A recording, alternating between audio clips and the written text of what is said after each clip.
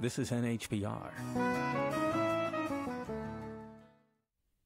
This is The Exchange on NHPR. I'm Laura Canoy. It's our Race for the First series, where each Monday we introduce you to a candidate running for New Hampshire's 1st Congressional District. With a wide-open seat in a swing district, many have jumped in. At last count, 2 Republicans and 8 Democrats. Let's make you part of this series, too, especially if you live in the 1st District. Our email is exchange@nhpr.org, or use Facebook or Twitter at NHPR Exchange, or call 1-800-892-6477. You can also watch our interview today on Facebook Live. Our candidate is Terence O'Rourke. He's an Army combat veteran who served in Iraq. He's also a lawyer, serving in various roles, including his current role as Rochester City Attorney. And Mr. O'Rourke, welcome. It's really nice to meet you. Thank you. Good morning. So it's a crowded field of Democrats, as I just said. So give us the elevator pitch, Mr. O'Rourke, in about 30 seconds. We're going from the 1st floor up to the 6th floor here at NHPR. Why should 1st District voters choose you? Well, I think 1st District voters should choose me because, first of all, I have the experience at the local government level, county level, state level, federal level. So I know government, I know how it works, and more to the point, I know how to get results within government. And right now what we need, particularly in the Democratic Party, is people who are willing to fight, and that's what I do. I fight, and I win. You talked about your government experience, and some people would say, great, he understands how all the levers of government work. But we've been in an era where government experience is not always admired. People say, I want an outsider. So how are you an outsider? Well, I'm an outsider because I'm outside the political establishment. I'm not involved with the Concord establishment, and I'm certainly not involved in the D.C. establishment. So again, I'm not the candidate that they were looking for, but I believe I'm the candidate the voters are looking for. So, as I said in the introduction, you're a military veteran. I'd like to ask you a couple questions about military policy, veterans issues, given your experience in this area. First off, top of the news today, a suspected chemical weapons attack on a Damascus suburb in Syria over the weekend has President Trump warning there will be, quote, a big price to pay for the attack. Lots of people talking about this morning. What do you think, Mr. O'Rourke, the American response should be? Right now, America can't be a fair broker in the Middle East. We got involved in Iraq over 15 years ago based on lies, and we're still there now based on the original lie, the original sin. The only thing America should do right now, quite frankly, is get out. And I don't see where our presence there is being helpful. So what I would like to see is America get out. I'd like to see the Arab League step forward. I'd like to see the UN step up, because those are the people who should be involved in this. America, and this has been said many times by many people, but it's true, we're not the world police. And at the same time, we have been a bull in a china shop in the Middle East. What's happening in Syria was caused by what happened in Iraq. So we're not going to make things better by being there.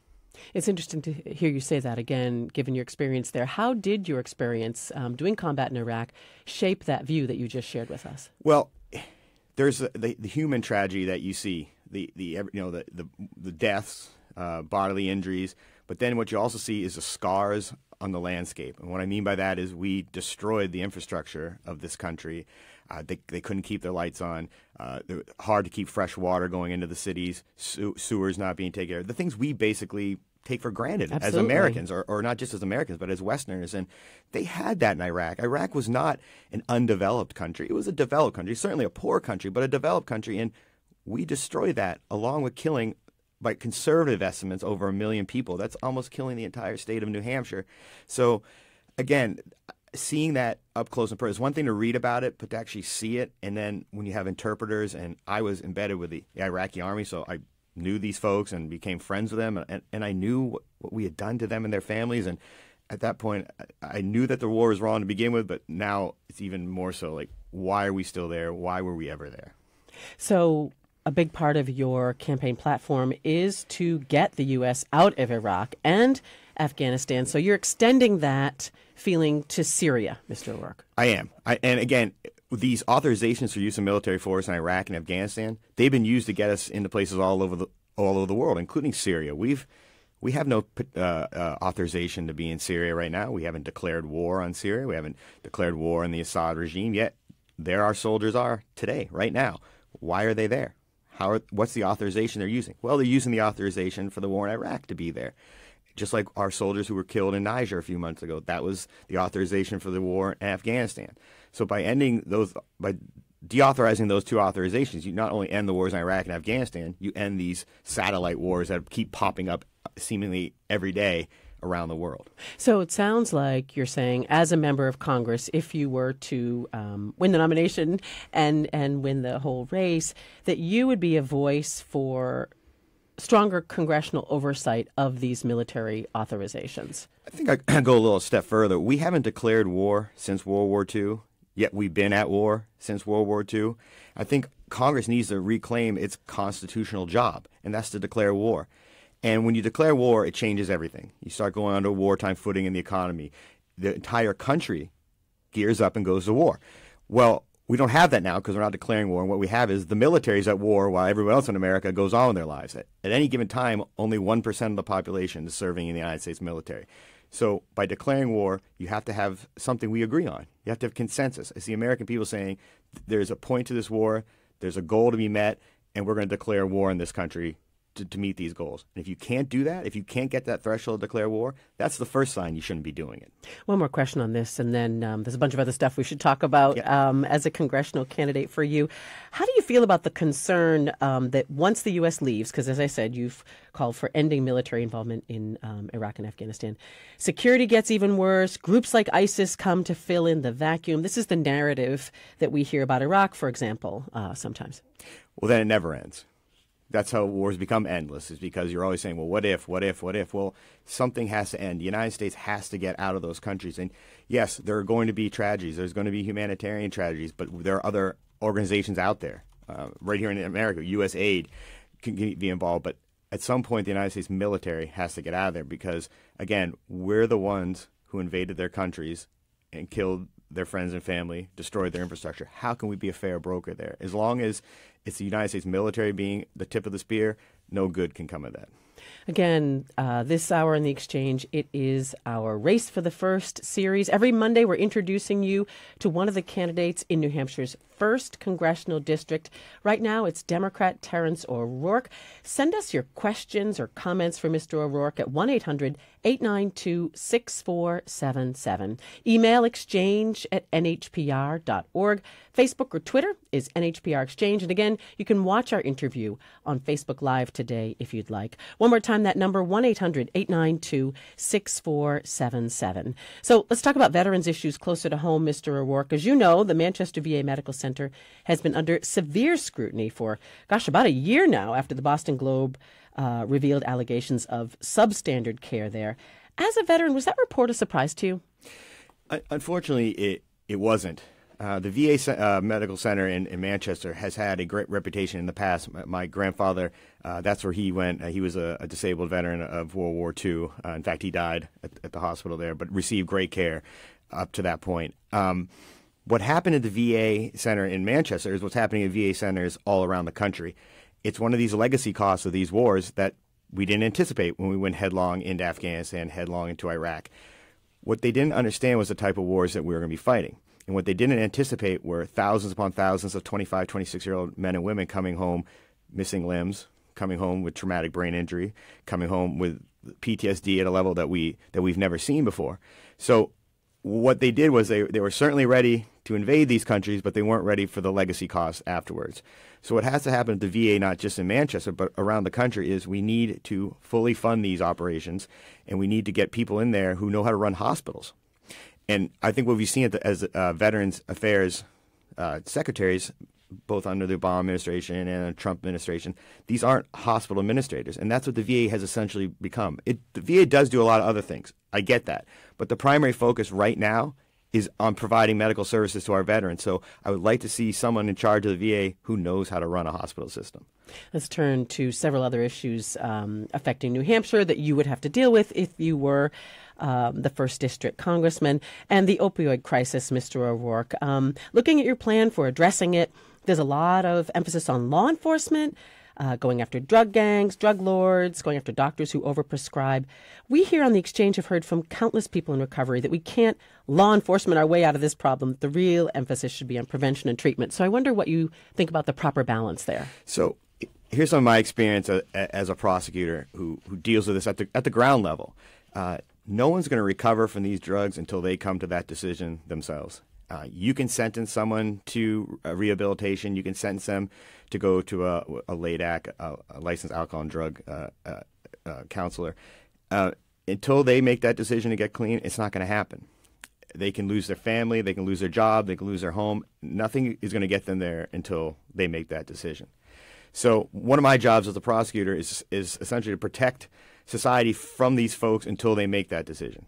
But the flip side of that is when those guys make that decision, they want to get clean, there have to be available beds immediately. Because you're not going to get that you may not get that opportunity again. Because if someone says, I want to recover, I want to get clean, and they go to get help and it's not there, where are they going to go?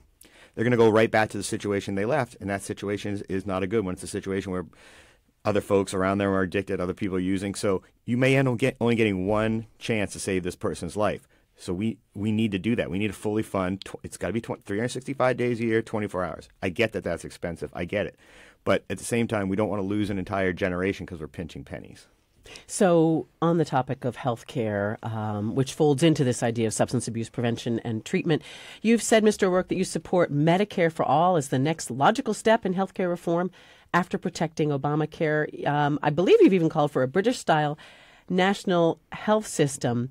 Given some of the problems that we've talked about at the VA, some Americans might not be so willing to trust a government-run healthcare system. So how do you make the argument for a government-run healthcare system, given the problems that we've talked about with the Veterans Administration? Yeah, I'm a product of government-run healthcare. My dad was in the Army, and I was in the Army, so I grew up receiving government-run healthcare. It works. It's what it does, I think, is it does a lot of things. But one thing I like to talk about from personal experience now, being out of the military and dealing with health insurance, is as a consumer, you don't ever know where you are. You get a bill and you thought this was going to be covered and it wasn't covered. You think your copay is this, but it's really that. And your calendar year might not be the year for your health insurance. So it's confusing and it's very stressful on families. I mean, every time we've had 2 children recently, and the bills kind of kept trickling in. So what a single payer or a national health system does is you go to the doctor, you get treated, you go to the pharmacy, you get your medicine, and you walk out. And all that stress and all that concern goes away because there's not going to be bills piling in months and months and years later. You understand exactly what you're going to get up front. So that to me is something no one ever talks about, is how stressful this system of private insurance is to families. I have a family of 5, so we're all in that age group where we're still, we have to go to the hospital. We got kids get sick, and every time you think about it, like, well, how many bills am I going to get out of this? And so a national health system takes all that stress away. So how do you pay for it? That's the next logical question, right? And as you know, Vermont looked at doing this in state and decided that they couldn't give it a go. It was too expensive. Yeah, it really couldn't work. I don't think it can work as individual states because America isn't 50 little countries. It's one country. And how would you control it? Let's say little Vermont went to have universal health care. Well, they can't prevent a bunch of people from moving into Vermont and bankrupting their system. So it has to be done at the national level. And how are you going to do it? Well, you're going to raise taxes. That's how things are done. That's how we pay for things in government. But I don't think people mind paying taxes when they can see a benefit for what they're paying for. When you pay your tax bill and you look and you say, well, I don't see what I get out of this. I don't see what my community is getting out of this. Well, when you're in a country like, say, Britain, and you pay your taxes, you're getting the national health out of it. Well, in America, I think people think the same way. I have this right in place. I know I can go to the doctor. I know my family can go to the doctor, and there's not going to be a million bills coming in afterwards. So, again, taxes aren't a bad thing in and of themselves. It's the price we pay to live in a civilized society. I think people see if they get that there's an obvious benefit or a service out of their taxes, they don't mind paying them. Is that a winning strategy in New Hampshire, Mr. O'Rourke? Maybe if you're running in Massachusetts or Connecticut, but here in New Hampshire, we're pretty tax averse. So is that a good strategy for you to say, hey, I'm Terence O'Rourke and I want to raise your taxes? Well, first of all, I think being honest is always a good strategy. So if you're saying, because most of the candidates in this race, at least on the Democratic side, are saying we want some level of universal health care coverage. Well, of course, that costs money. So if you're saying you're going to be able to pay for it without raising taxes, that's just not being truthful. But where you raise taxes is where the rubber meets the road. And right now we just had these Trump tax cuts that got passed, which once again has shifted the burden of taxes from the 1% down to the rest of us. And if you look at that tax bill, number one, what jumps out is the lowering the rates on unearned income, once again lowering the rates on corporate taxes, once again lowering the rates on the upper income earners without actually taking away any of the exemptions. So it's not even a true percentage when you look at the bracket. So what I want to do is go back, obviously overturn those Trump tax cuts and start looking again, like let's double that corporate tax rate, let's double the rate on unearned income. So that's how you're going to pay for it. I want to ask you real quickly, Mr. O'Rourke, about guns. As you know, gun rights, gun violence, gun control have emerged as major issues this election year. And as a military veteran, I'm sure you're well-trained and very familiar with guns.